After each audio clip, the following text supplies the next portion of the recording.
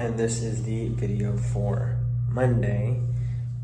I knocked out my last bit of homework for 1:36 in the morning, and then I just worked on studying for 1:37 throughout the day. And yeah, I also want to take some time to talk about Rivian. I haven't talked about it too much, but I figured I'd give an update on kind of my thoughts and where we are. So, number one thought that I've been having is, of course, to pick up some more, being that we're trading in the $10 to $11 share price per share. That's number one. Number two is timeline on returns. So,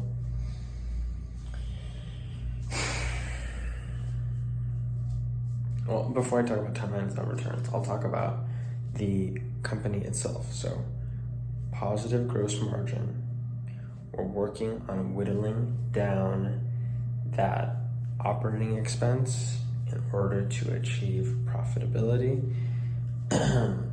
And over time, as we make more R1s and the R1s become more profitable, that will add to our gross margin, which will help offset the costs of our OPEX.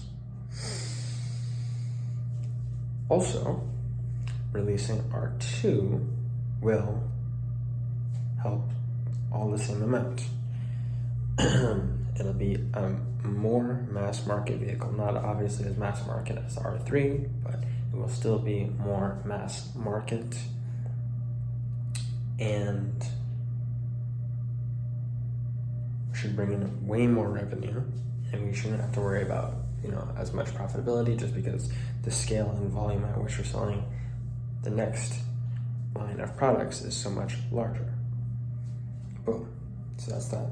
When is R2 going to start being produced? Second half of 2026, and we just started 2025. So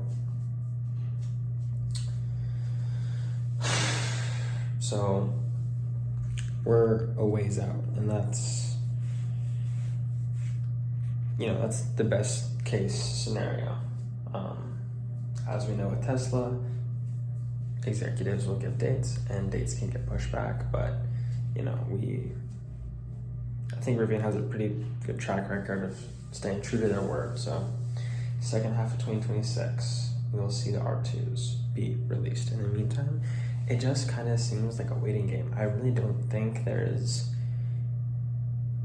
don't foresee anything that could cause massive moves to the upside in the near future.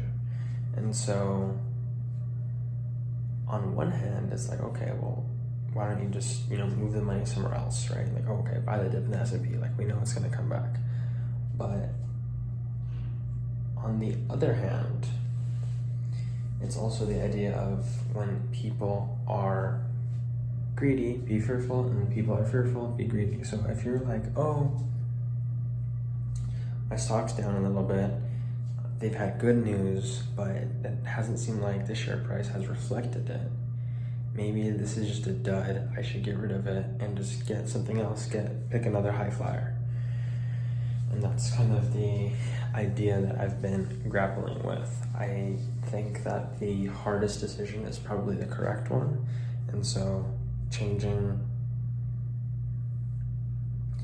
constantly switching to what's hot and what's not and chasing the trend, I think, is the easier thing to do. But I don't want to be the laggard. I don't want to be the bag holder. I guess I am the bag holder a little bit, but currently.